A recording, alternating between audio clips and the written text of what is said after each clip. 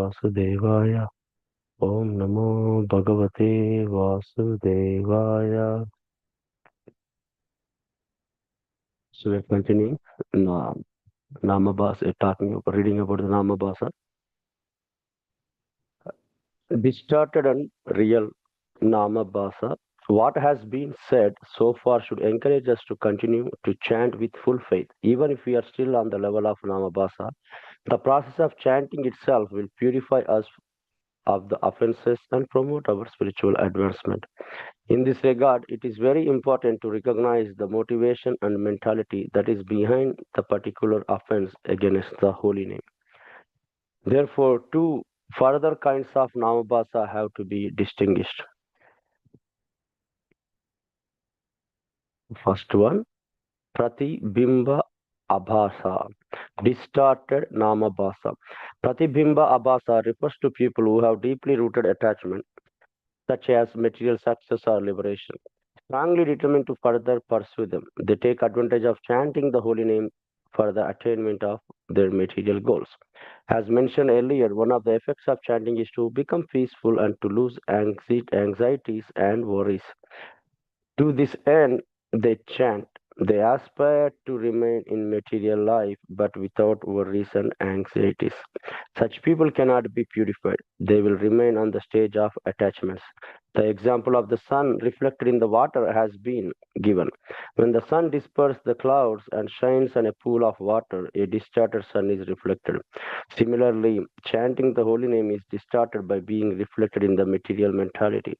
The best example are yoga groups that practice self-invented methods of chanting, mixing it with material psycho practices. Like, for example, hyperventilation. They abuse the holy name for bodybuilding. They try to force spiritual progress by their material power, but are not willing to give up their material attachment. Since the determination to stay in material life is the initial motive, there is no real advancement even if one chants with attention. Second one, Chaya Abhasa, real Namabhasa. Real Namabhasa is performed out of ignorance or weakness in the heart. All anarthas which are still left at this stage will be rectified in due course of time by continuously chanting the holy name. Thus, the decisive factor is our motive to chant. If we chant with the desire to turn towards Krishna instead of chanting to improve our material circumstances, then we chant Chaya Abhasa and are on the right path towards pure chanting.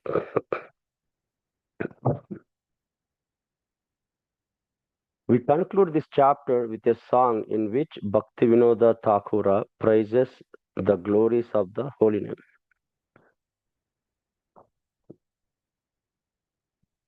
Krishna Namadare Kotobal Vishaya Vasananale Mora Chitta Sadajwale Ravi Tapta Maru Bhumisam Karnarandra Patadiya Rudi Maje Praveshiya Varishoya Sudha Anupam Hrudoya Haite Bole Jivara Agrete Kale Shabda Rupe Nache Anukshan Kante Mora Bhageswara Anga Kampe Tara Tara Stira Hoite Napare Charan Chakshedara Dehe Dharma Pulakita Sabha Charma Vivarna Hoile Kalevara Murchita Hoile Man Para Pralayera Agaman Bhave Sarva Deha Jara Jara Kori Yeto Upadrava Chitte Varse Sudha Drava More Dare Premera Sagare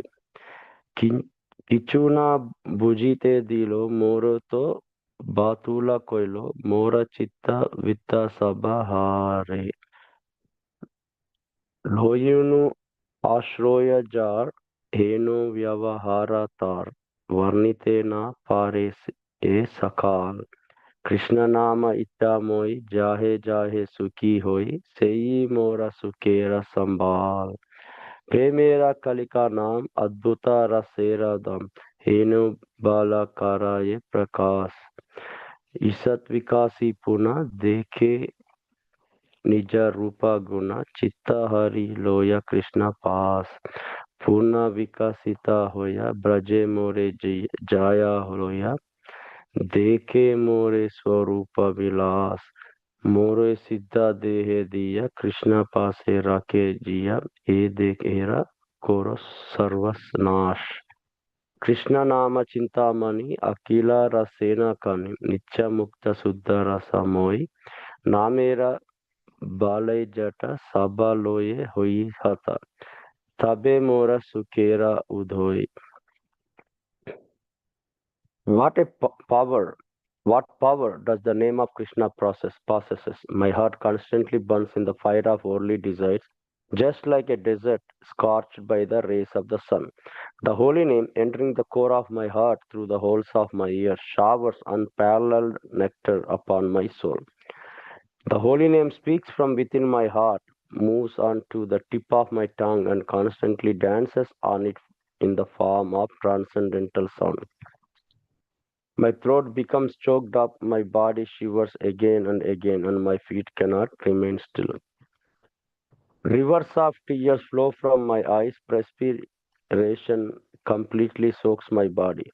All my skin thrills with rapture, my hair stands on end, and my complexion turns pale and discolored. My mind grows faint, I begin to experience devastation, and my entire body is shattered in the flood of ecstatic emotions. While causing such an ecstatic disturbance, the holy name showers liquid nectar on my heart and drowns me in the ocean of divine love of Godhead. He does not allow me understand anything, for he has made me truly mad by having stolen away my mind and all my resources. Such a the behavior of him in whom I have taken shelter. I am not capable of describing all this. The holy name of Krishna is independent and thus acts on his own sweet will. In whatever way he becomes happy, that is also my way of happiness. The holy name is the bud of the flower of divine love and is the very abode of astonishing mellows.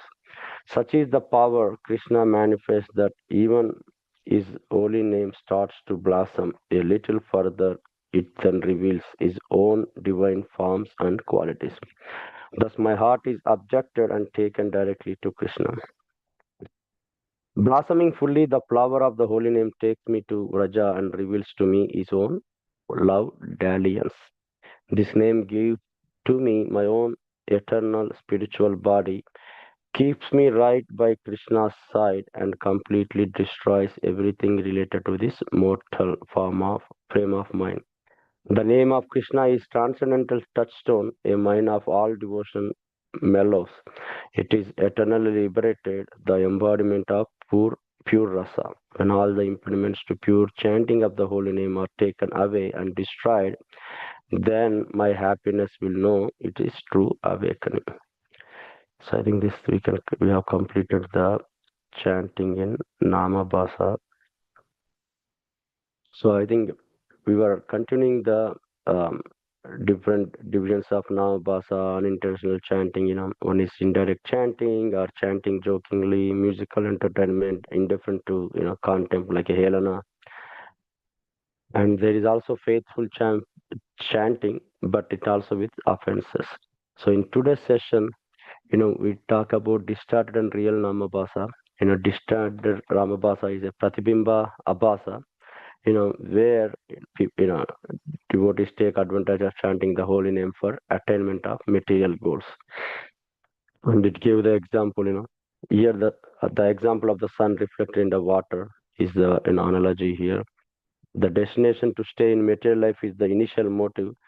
So there is no real advancement even if one chants with attention in this type of chanting. Next one is a Chaya Abhasa. It's a real Namabhasa. Real Namabhasa is performed out of ignorance or weakness in the heart. But if we chant with desire to turn towards Krishna instead of wanting to improve our material circumstances, then we chant in this Chaya Abhasa and are on the right path towards pure chanting. Then we also read the song by Bhaktivinoda Thakura praising the holy name, how begging for Krishna's mercy and the power of Krishna, possessing one and And the holy name speaks within our heart, and when devotees chants and realizes Krishna, the entire body is shattered up, flood of ecstatic emotion. So I think with that we can stop.